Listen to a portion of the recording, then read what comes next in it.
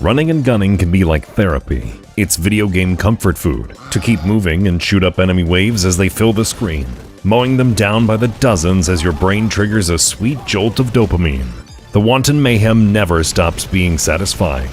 There have always been the reliable classics like the Contra games and the Metal Slug series for some frantic 2D running and gunning. The indie game scene has also contributed some worthy entries into the run and gun subgenre of 2D action platformers, with the likes of Blazing Chrome and Gunlord X. No matter how much technology advances, it seems that games like this always pop up. Now it's time for a new breed of run and gun action game, something that is a lot more foul than anything else we have seen before. This is the other Goose game, Mighty Goose. As Mighty Goose begins, the designers proudly show what their influences are. From the mission start to the way the announcer says, it's obvious that the developers adore Metal Slug. They were not coy about it at all, and even include several vehicles that have similar functions, like the tank and jet. Even the beautiful and luridly colored pixel art has a bounciness and chunkiness to the aesthetic. All characters and objects are carefully defined, thanks to their color palette and silhouette. The high-contrast key lighting on the various metallic surfaces, compounded with the bright colors, give the impression of garish action figures from the 90s. Further still, the massive bosses that fill the screen are constructed with many moving parts. The amount of life this breathes into the sequences can't be ignored, and it adds some authenticity to the setting to see such elaborate mechanisms realized this way.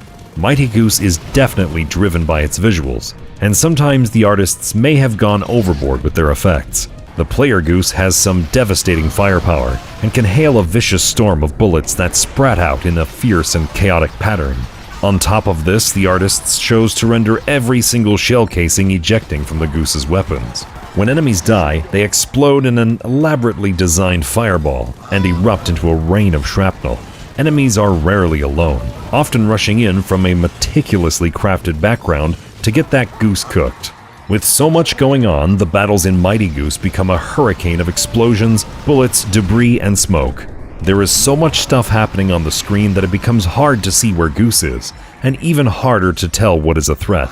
Enemy bullets get lost in the background, collectible coins and all the explosions become sensory overload, and you get a 1,000-yard stare from the unrelenting assaults. Trying to keep track of everything on screen is impossible, and the only thing to do is go crazy a bit with the dodge roll. The Goose gets a very generous amount of invincibility frames when rolling, and has a short cooldown.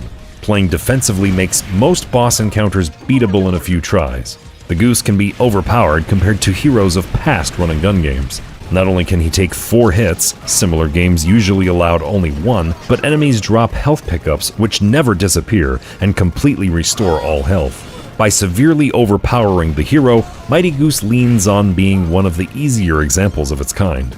Goose's most unique ability that separates him from other run-and-gunners is that when shooting downwards while in midair, he can slow his descent. The properties of the physics vary depending on the weapon used, and certain arms can launch Goose further upwards in some cases, or even a sustained hover. Even though Mighty Goose might be lighter on the challenge compared to Contra 3: The Alien Wars, there is something gratifying about taking on huge foes and much more menacing-looking enemies, while playing as a wall-eyed Goose. He may resemble an underdog, but this Goose is dynamite, thanks to how well equipped he is. Goose even has a variation of a devil trigger, where he unleashes a hellish fury with his guns that also grants nigh invulnerability. Attacks are made much larger and harder, where a single shotgun blast will clear half the screen, and the monstrous bite of the sound effect is deafening. This power is totally unbalanced and basically functions as a win button, especially when combined with the support ability that extends its length. Since there are tons of fodder enemies being fed to Goose at all times, it takes no effort to fill the gauge up to reactivate it. The best effort to temper the use of this was that the developers reset the gauge between areas. Between the many devastating mounts, like the mech armor, tank, or the motor wheel, and the variety of useful partners who can assist with attacking or offer support, there is nothing stopping this brutal birdie. Compounded with bombs, huge lasers from the sky, and the ability to slow time, players would have to be a comatose turtle with a busy schedule to fail at Mighty Goose. The hero is obscenely empowered and can do so much that its replay value is high. Even after defeating the apparent final boss, a second quest opens up that offers a bit more of a fight than the first run. Stages get remixed with harder enemies and more of them. Scenarios are slightly adjusted to make the action a bit more spicy, and it feels as if this is the way the game was meant to be played. Customizing Goose's abilities can be amusing to craft a specific build to foster a certain playstyle, but the reality is that the options given are far too limited. Most of the abilities are useless, and some are utterly necessary to make the overall playability more enjoyable. When an ability makes a slow character move at a much more comfortable speed, then it was a mistake to waste the player's time by intentionally handicapping and creating a problem and a solution for it at the same time. The double jump is too situational to be useful, since platforming is rarely something Mighty Goose was built around. The stages are thankfully varied to make up for the low difficulty. Each level has a unique scenario to make them memorable, and will have a goal established so that the player doesn't go numb from constant running and gunning.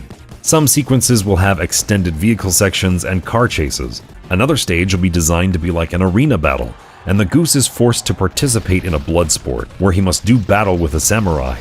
There are even stages that have some backtracking and switch finding, unusual gravity, or stage hazards. The boss battles are very easily telegraphed, and do not pose much of a challenge, since basic grunts will often help out by dying and leaving health kits or becoming fodder for Goose's rage gauge. Most of the time, bosses will go down easily and quickly, except for the final boss. Like any run-and-gun action platformer, nobody will be playing Mighty Goose for what is laughably referred to as the story. A large part of the appeal of this game is its absurd premise and the chaotic violence.